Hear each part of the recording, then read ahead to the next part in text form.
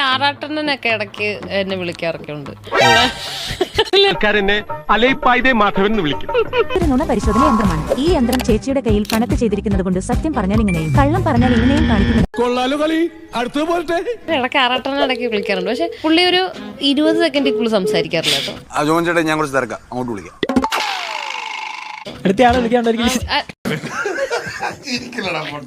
വനിതാ വിനിത തിയേറ്ററിൽ സിനിമ പോവാന്ന് വിചാരിക്കാം. അപ്പൊ ഈ ആറാട്ടണ്ണനൊക്കെ വന്നിട്ട് ചേച്ചി പ്രപ്പോസ് ചെയ്യുന്ന പേടിയുണ്ട്. അനാവശ്യം പറഞ്ഞ നിന്റെ പറങ്ങാണ്ടി മോന്തെ അടിച്ച് പൊളിച്ചളെ.